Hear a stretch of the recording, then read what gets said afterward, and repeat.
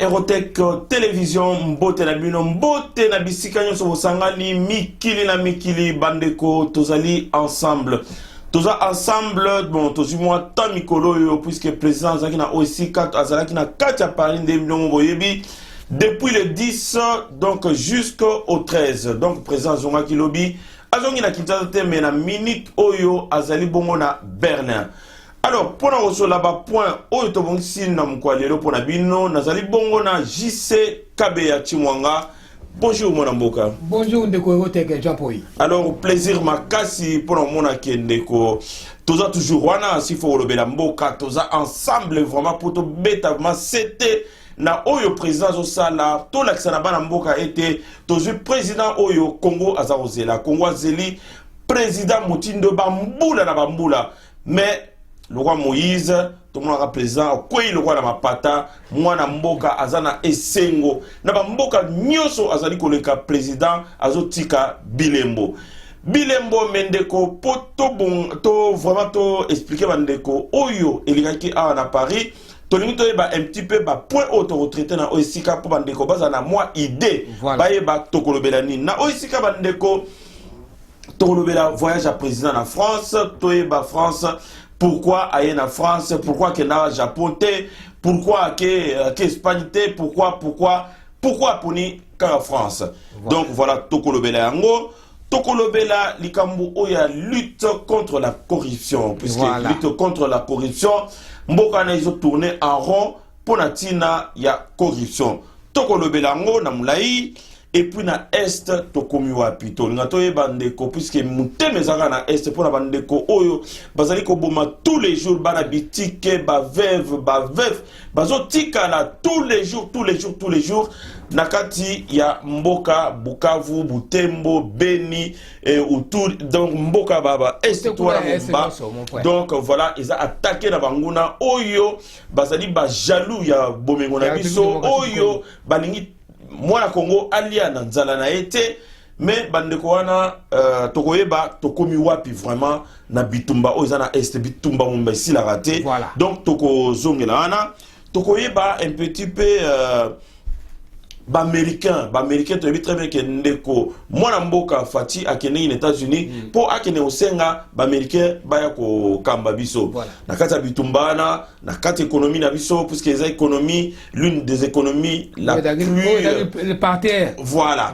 et donc non dans les États-Unis et bango bazali kolo na niveau économie il fallait tout travailler na bango to yeba ndeni bango ça là vraiment pour économie à moins comme un mais toujours mon américain bazo traîner les pattes est-ce que les enfants de nabiso les enfants de nabiso te tolunga to ebam alors moi na mboka bonne santé papa en tout cas santé za malamu ndenge ba no so ba congolais no so ba landa biso wa papa to ane sengo oiko yeba sengo to ana nguti bato abeta kitembe balobi ko président wa na Belgique te président na Belgique to zaki na Isère ba monaki o président wa na Paris te président na Paris bomona ngouima bomoni ndenge salami tala ndenge tozali awa oyo eza ici c'est Paris bomoni drapeau na biso toza na kati ya Paris na kati ya France bana mboka bomona ici c'est Paris toye na drapeau pour la sano eza na Paris président na mboka oyo wana tolongoli tolobi papa toala esengo ya tina ya suka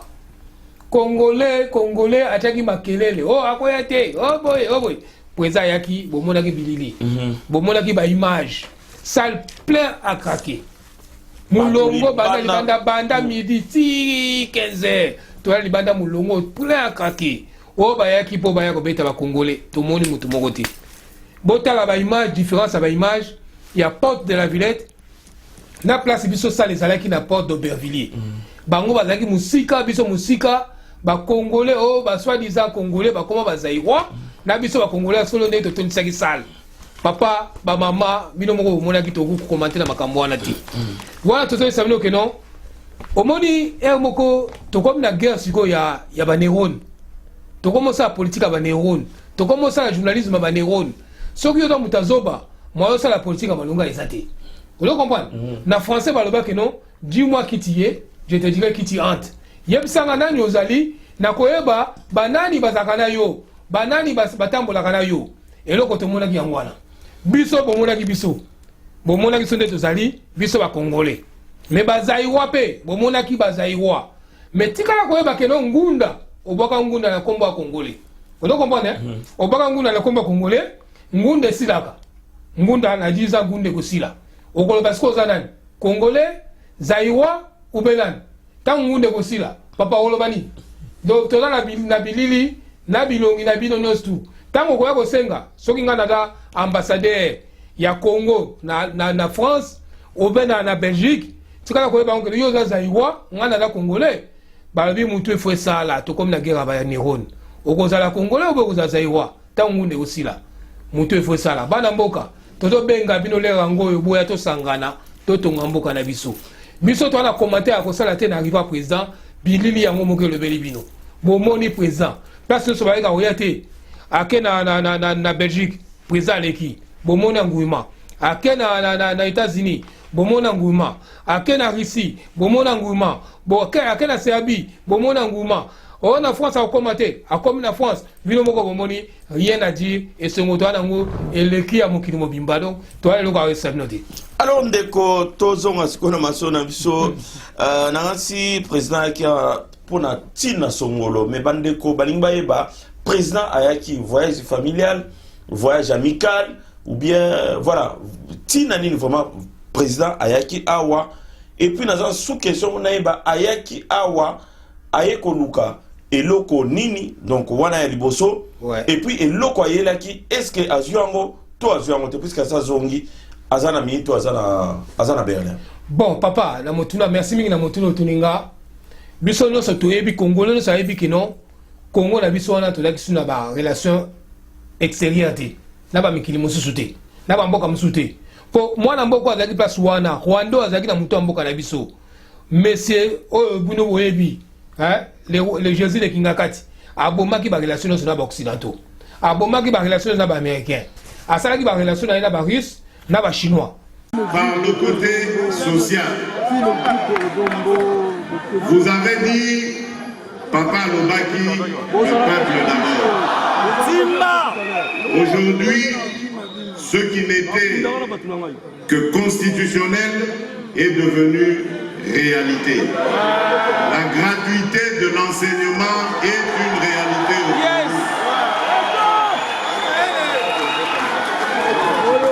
Nous nous sommes battus avec les maigres moyens que nous avons. Beaucoup ont même pronostiqué sur notre échec en disant ils n'ont pas réalisé dans quoi ils se jettent. Mais moi je peux vous dire aujourd'hui que malgré les difficultés, la gratuité de l'enseignement fondamental est une réalité. Nous allons aller en l'améliorant. C'est vrai qu'aujourd'hui, il y a encore beaucoup de difficultés, surtout dans la construction d'établissements scolaires, parce qu'on voit des classes qui sont en surnombre. Nous avons un besoin d'infrastructures scolaires, mais nous n'avons pas attendu d'avoir tous ces moyens, parce qu'on ne sait pas quand est-ce qu'ils vont arriver pour lancer cette gratuité. Nous avons besoin d'un peuple éduqué, parce que c'est ce peuple qui sera le moteur de son développement.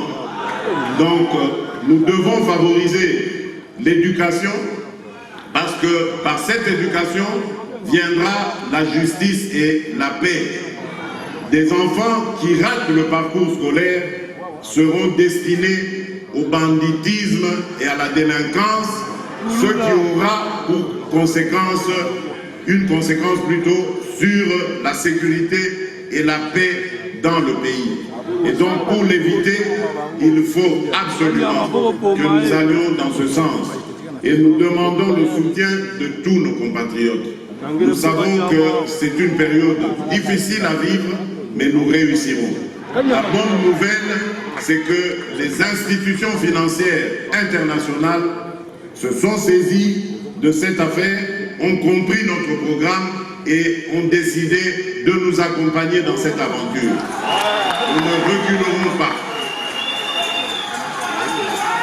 Au niveau de la mobilisation des recettes, nous avons également plusieurs chantiers, dont notamment celui de la numérisation, qui est aujourd'hui quasiment prêt. Nous allons par cette numérisation réussir à mobiliser davantage de recettes parce que nous allons élargir notre assiette fiscale et donc avoir beaucoup plus de richesses, comme je le disais tout à l'heure. Nous allons également bientôt mettre sur pied l'agence qui va s'occuper de la lutte contre la corruption. Vous savez que ce mal, la corruption, a gangréné notre économie. À cause de la corruption, aujourd'hui le Congolais est devenu la risée du monde. Notre pays, qui pourtant a beaucoup d'opportunités à offrir, fait peur à nos partenaires parce qu'ils ne savent pas dans quelle aventure ils vont se jeter quand ils arrivent au Congo. C'est une honte pour nous parce que nous avons énormément de choses à offrir à la fois à notre peuple et au monde entier. Donc, nous allons combattre ensemble cette corruption. C'est pourquoi j'ai mis sur pied déjà une agence qui va œuvrer pour le changement de mentalité. Parce que dans le changement de mentalité, il y a l'abandon de la corruption, entre autres, des anti-valeurs. Celles qui gangrènent notre économie, qui gangrènent notre image, l'image que nous envoyons au monde. Le Congo doit changer parce que vous avez un beau pays, un pays très puissant, un pays qui peut jouer un rôle énorme au sein de l'Afrique et du monde. Et je vous fais le serment que d'ici la fin de mon mandat, vous allez voir un Congo nouveau, un Congo puissant et prospère. Un Congo qui va parler de l'Afrique à travers le monde entier.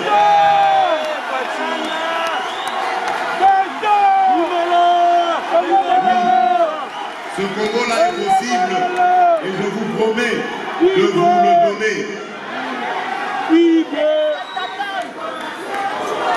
Voilà pourquoi je ris souvent.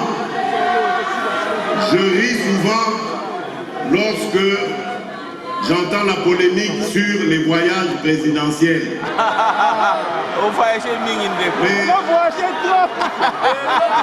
Chers compatriotes, si vous saviez combien de fois j'ai eu envie de rester chez moi à la maison à côté de ma femme et de mes enfants. Maman Denise, Maman Nyaguem.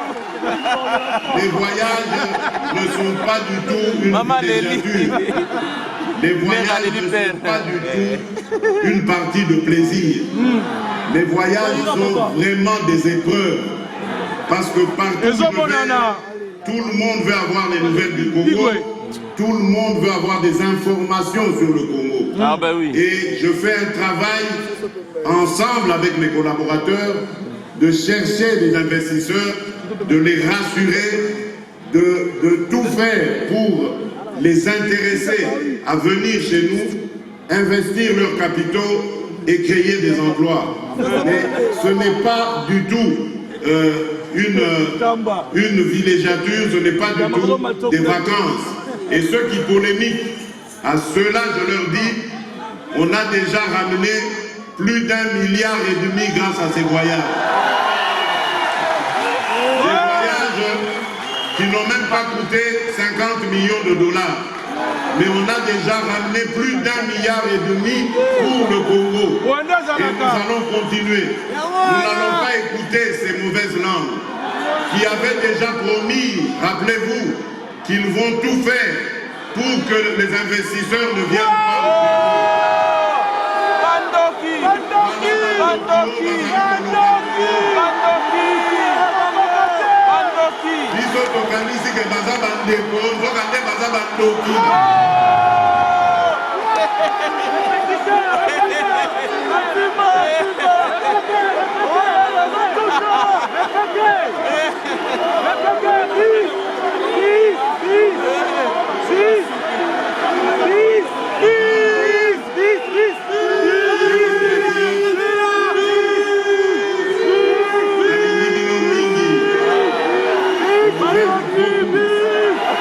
Je vous remercie infiniment.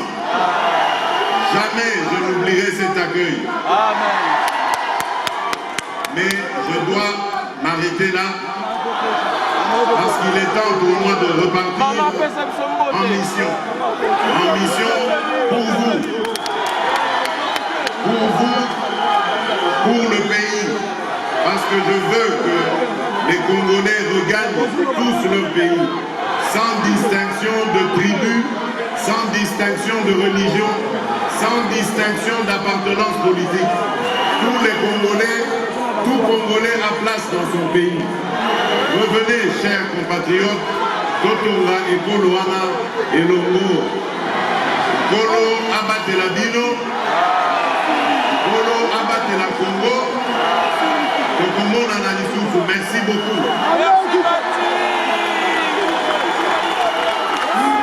Or, président de la République Tangoye, moi Lamboka Félix Tshisekedi Tshilombo, aye kozongisa ba relation so wana ekufaki. Ba Schengen nani ya Schengen ekufaki, Félix aye azongisi yango. Relation na ba Belge ekufaki, Félix Tshisekedi aye azongisi ba relation. Président de la République aye na France awa, pona kozongisa ba relation na ba français, na République française. Donc, tu vois bien que non, un pays pour que ça se développe, il faut aller en bon terme dans le pays sur le monde pour aux en développement. Et là, le président Félix Ado Salango, il y a mon copain à l'objet yango que non, à Banda qui d'abord la relation, il y a bon voisinage. Là, il y a 9 pays frontaliers où il a entouré la République démocratique du Congo. À celui-ci, on a à Bimi Suko et la Mikilia Poto. Donc, président de la République Négaïwana a Eko Tamir, à Zongisi Congo na Esika Nango. Tu sais bien que non, Yambala oyo Congo alati lamba ya Kembo. Et lamba Kembo oyo yango la bomoni yango. Bono mo bolo senti bozo yoka Congo azongi na place na ye.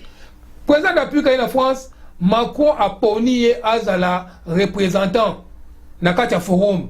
Est-ce que c'est le comme papa? Bota la place mutuana ko amemi Congo. Na kati ya forum de la sur la paix. C'est la paix, il y a au monde. Et puis et là forum il y a pamba te, et là forum c'est la paix au monde. Il y a pas mikili nyonso ya mokili. Forum mwana président de la République a eu parole. Mais celle regagne la cause nango et là ka pona komona keno président de la République a lobaki la micro et tellement et Macron ya ina micro na loboko. Je sais la politique vice le CP na ngoté mais tout le belango quand même puisque non et intérêt qui sont moi muké mais c'est pas un problème mais ba honneur va passer président na biso yango ne autres CP là. Binongo Bolanda qui ba conférence de presse à président de la République Bolanda qui tina ni ayaki. Na kati ya voyage à président de la République en France. Président de la République a zongi sous sachet comme d'habitude. Vous comprenez? Mais ndeko azongi na sachet voilà toitoye banakata sachet il y avait quoi? Papa, nakata sachet déjà dans un premier temps rien que pour la collaboration kaka ndenga présence à président de la République nakata terrain en France. Macron y a beaucoup plaisir et salier. Alors non, n'a pas signé déjà 15 millions d'euros pour la nini pour la gratuité et enseignement na formation ya ba maître. Vous comprenez? 15 millions en dehors il y a budget où la France a débloqué. France a débloqué 65 millions d'euros pendant le mandat de Félix il y a 5 ans. Mais 15 millions, il y a mon besou. L'argent frais, comme on dit. Que nos joies, où est là pour la formation, il y a un maître, na gratuité à l'école. Vous comprenez? Papa, nous sommes les abassachés. Donc, pendant la République, ce qui va été, Macron a promettre les sous-sous. La relation sur le plan militaire et sur le plan agronomique. Vous comprenez? La République démocratique du Congo. Tous les pays au présent qui la relation si le plan militaire est allé, si le plan agriculture est allé, si le plan agronomique est allé, si le plan développement santé et tout, et ça n'a qu'à tuer la papa. Boye bango que Congo la biso d'ici 1 an ou 2 ans, ba petit bokolia boko kenela désordre. Wato ko ba petit ça waté non, boko damé en désordre. Pour place notre président le plus dans les cas. Bodo CP là. Alors, toujours c'est là, mais président, alors que le Congo est considéré dans le monde entier comme un pays, le pays le plus riche en sous-sol. Mais à l'équipe, il va payer 15 millions, à l'équipe, il va payer 500 millions, à Kebo, il va payer 1 milliard. Au moment que Bissigagno se trouve les 14 50 et qui s'appelle valeur obsolète non Congo va au sur likolo pour la minerai sur ensemble belé. Papa déjà muto azali bosso à Congo ou azali muto à Congo Félix Tshisekedi Tshilombo Mutambo asenga aza mutalolo mbote mais Mutambo asenga papa asenga kate to sengi pe mututé bon ça c'est bango moko nde bato oyebi papa absence ya Congo na Europe au ben Amérique ezalaki tout munene ya kosakana te ba chinois ba profiter de loko wana ba russe ba profiter nango pour mama dans la relation na Kabila on doit comprendre siko ezali ko manque moko boye na ba pays occidentaux tant président yé et donc osenga te papa ezande que siko non ba relation bilatérale entre deux nations on doit comprendre ba pesi yango ba bi que non Congo est un pays riche mais ba pesi na ndenge non bango ba kozango au retour na ndenge ya 50-50 et donc ils ont édité ba ils ont édité donc pour biso na minute Congo a besoin ya l'argent frais pour la démarrer ba infrastructure sur Congo pour nous sur Congo ezali par terre total la budget ya Congo il y a 2019 Félix Tshisekedi a coûté combien na kata compte na kata kesa l'état 4 milliards et 4 milliards wana na état Congo ezalaki papa est-ce que na 4 milliards banzele ezate courant ezate mai ezate biloko akoli ezate classe ezate nyonso ezalaki te bato impayé pendant ceux qui 18 ans bato impayé Moutou impayé pendant 18 ans. Président de la République yé moko alobaka mabiki soki Congo ba peuple congolais so bazali ko peuple mususu nde Congo c'est sila na nzala. On doit comprendre. Et heureusement que le peuple congolais c'est un peuple combatif. Malgré ba passe na bango, malgré kozanga na bango, malgré souffrance na bango papa, peuple congolais a tenir ti aya kozwa muto lokola Félix Tshisekedi Tshilombo, peuple congolais a tenir ada ko vivre mon frère. Azo vivre na COP. Ada ko vivre na COP. Oui, papa. Donc qui dit COP eza ba corruption, qui dit COP eza muyi. Papa, yango feza souligner yango bien. Voilà. Alobi ke yé ada ko lutter contre la corruption. Bon, contre la corruption, alinga tia structure mo en place. Mais à ça dit c'est que 10 mois, mais kalo yo corruption c'est la raté. Papa, corruption yo qui corruption ezala na Congo. Papa, corruption dans na Congo puisque batika ki yango na mokili, batu wana banda mobutu, corruption ezala ki. Kabila ye a amplifié yango na batu na ye, muyibe continue sur la pire. Mbongo l'état o ekota kana kesa l'état. Ekota ka 5%. Quand ça ka mbongo ya budget à l'état, ba impôt ba douane ba taxe nyonso kaka 5% de côté on a que ça l'état nyonso de la rapproche abatu na ba corruption rapport papa rapport wana to landi on na ba journaux na ba chaîne internationale RFI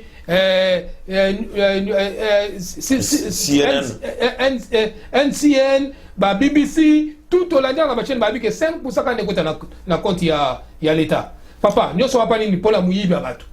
Une entreprise, ce qu'on ko débarquer et a investir na Kinshasa, déjà correction donc sengaye Kanyaka.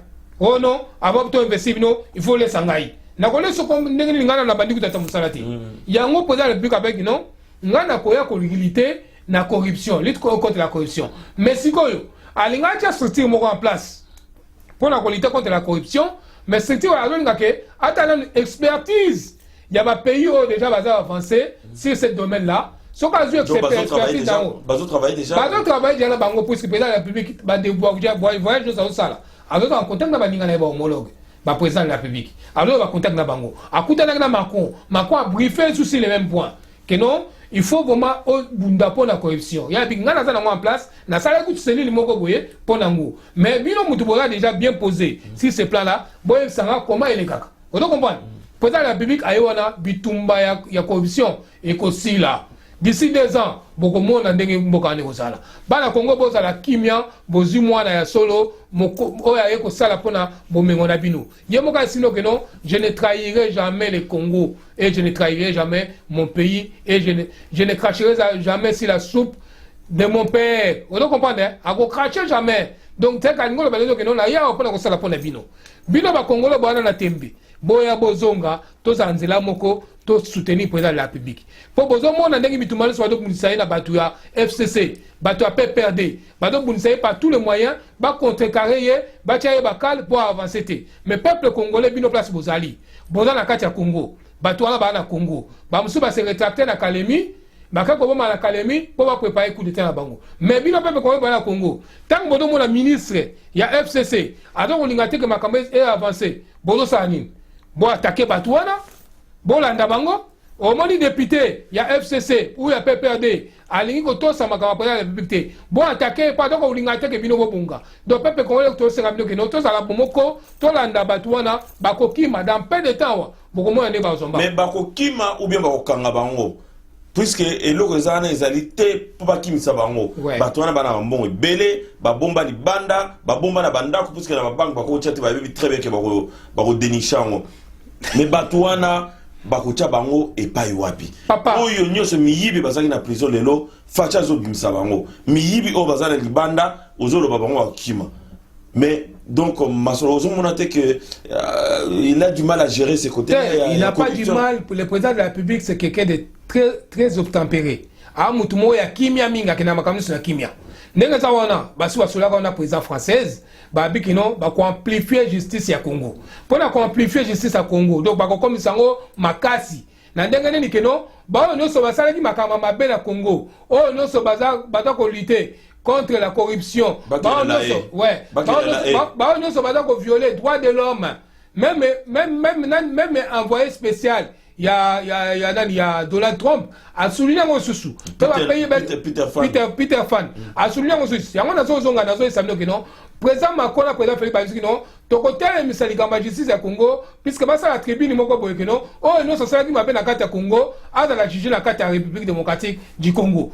donc bana Congo boye ba que oh non ça yibaki ba bina bino que non les go kibo pakatambangu oh ya ko pakatambangu te a tie mutu makasi aye bango que non to ko kanga na Congo toko sambisa na Congo nyonso ko samba na kata lobi ba pakata mbamba ke ne pa yoapi puisque la moi lelo batu tout wana oyo baza cité na ba corruption na ba miyibi na ba tuerie batu tout wana azana droit ya kozana passeporté voilà azana droit ko bima ikozo visa aza fiché carte bleue ezali hors service ezali akobima akokende papa ba bakakeno esika nyonso bakokende bakokanga bango puisque mandat d'arrêt international et kokanga ba o nyonso bo viola ki droit de l'homme o nyonso boboma ki batu o nyonso bodaki na kati ba bodaki cité na ba corruption boye ba reno esika nyonso bokokima eza la soko kimi na Suisse eza lo kimi soko na Émirats Arabes Unis do ba kokanga yo okozonga okoya kosamba na Congo eloko président de la République ayela ki na France awa aye ko chango na place na président Emmanuel Macron pour que non soki bakangi batu wana basambisa malibanda te basambisa mala Congo po ba ba nyokoli era bana Congo mbongo ba yibi e mbongo ya Congo bato ba bomi era batu ya Congo mais na moi lelo ndeko batu o bazotala bino biso biyo na ngai bako senga vraiment que soki jugement ne oleka na Congo ezala jugement moko public neto mona puisque ezali crime papa to sito mon dia ba exemple awa ya Doli Makambo tangu Doli Makambo soda na ya bomi basambisi wa na balabala na saba nzete batu nyonso baza komona donc système wana to comme na système wana pe soka da que non on a condamné à mort to kozongisa système ya Pongabi ya période ya Pongabi Kongola bosanite biso da ibana miketo yebi système wana o nyonso bakanga ye soda oyo abetaki masasi et pas wewa basambisa ki wa na balabala donc système wana to kozongisa ngo et kozala jugement en public pour que nos peuples no samona bato bana bato ko kansaki bana na pouvoir bango nde mtu bana mbongo bango nde bakonzaki Congo neti ba Shadari ba Nehemi Mulanya ba Lambert Mende ba ono so balandi obolandi ba Evariste Bochab donc boye ba keno tangu to kokanga bino na collaboration to na ngona Amérique na collaboration to na ngona Belgique collaboration to na ngona France collaboration to na ngona Russie collaboration to na ngona Serbie to kokanga bino boko samba na République démocratique du Congo et puis pour souligner to donc ça veut dire que non navire navire ya armement belge et dans la Congo pour la bomba na Mwanda donc boye ba que c'est comme déjà ba français ba ma kolesa na nzela ba koya ba américain ba ko zela que non réponse kaka ya président de la République pour bango ba banda musala donc to sabino na po to ko souligner à ciment ya Amérique to ko sabino pourquoi ba américain ba ko zela pour ba donc la réponse ya président de la République bino ba oyo boda ba FCC soi-disant coalition bozo se comporter comme si boda na pouvoir ce qui président de la République a dit que le baka moko le lona lobby américain débarquer na Congo. Alors ndeko osolobi vraiment oyo nga zaki nango posa na tuna yo pourquoi ba américain bazo ya te tu es très bien que moi Namboka Kende qui les États-Unis a quelque chose aide. Il y a grande puissance qui sont les Américains, mais tous on dirait va traîner papier à Kende na Russie, tout monde donc voilà et l'eau c'est décanté zaté aïe en France et comment quand ni moi là bateau kufa ba bitumezo continuer ba rebelle bazo kota kaka mais tout ça des promesses en promesses au monde on dit que RMOP Congolais a raison de que non président pour rien te papa likambo na sabino ngana zo sabino wa to sabino to sino que Erotech to da la information moko sur o ya source bino moko bolanda ki mais envoyé spécial il y a Donald Trump mais c'est Peter Fan ailleurs à l'objet que non biso toto c'est la réponse à président de la République pour la président de la République jusqu'à présent on a pas de réponse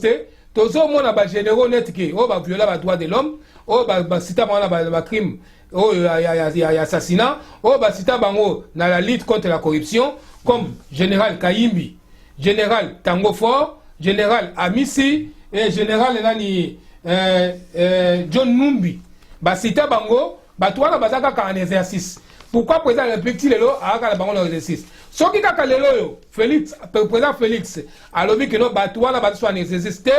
Amérique a débarqué na Congo makambe bandi po to mona ki peke non nani ambassadeur américain alongwe na Mike Hammer alongwe Congo tango yoki no président de la République a kende Allemagne ambassadeur a précédé ye à quelle Allemagne pour que nous coûte na Africom plus makama Africom et Africom et d'accord se traiter en Allemagne donc nous sommes les anini et là ça veut dire que non moi na benda na tangu ifweni tango komi ya kotanga bozala pre bino batango fort bino ba Kayimbi bino ba nani ba Amisi bobonga maka deja to si toyoki lobela balobi ke non bo se ratrataki na Tanganyika na Kabila na ndeko na ye bokenda ko sala réunion pona ko sala coup d'état peuple congolais bo fungola misu bo fungola mato boyo kango Kabila kutana kina ba généraux wana o baza précité par ba américain pour ba préparer coup d'état ba anticiper ngo pour que nembango mais biso pe to na no mayele ba américain ba na no mayele président Fachi na no mayele ba français ba na no mayele ba belge ba na no mayele donc boye bango ke non plan bozo sala biso to yebi yango déjà kala mingi te mwana bendana to do pesa no to lobi yango sikoyo makamba sole bandi na Congo e bandi o makamba on e bandi o place ba na Congo banda ko zela to komi na esika wana. Alors bandeko vraiment to komi vraiment na suka ya masolo na biso na moi lelo. Alors ndeko moi liloba ya suka poto clôturer pour bandeko bazo na temps ya kolanda vraiment masolo to chobeta na wasika. C'était mon frère. Na esako na yoki masolo. Na este na biso bakangi 3000 tonnes. 300 000 tonnes. Il y a des armes, il y a des munitions. Non, mais makambo ya est puisque au frôla qui un petit peu au côté. Voilà. Donc maintenant on a posé une question dans Ngaïté. Yo des avancées. Bon papa. Voilà. Ouais, est-ce qu'on a zongi sur ce cosima? Tozongi sima to ça bana Congo qui non. Bana Congo. Est-ce que boyo kasuma kaya na est? Est lali. Masolo sili. Yo mutokwa ngunda ntake ono. La ukima kigera na est. O ba viola na est. Makambo sili. Puisque FARDC a sali musala ngo. Avec Africom, soutenu par Africom, FARDC Yamoko, a beti kuna na simati, bake ko découvrir que non, na colline ya Tchanju, ba bomba 300 000 tonnes, ya minerie, ya armes lourdes, na ba munitions. Na kena ko bomba ngokuna.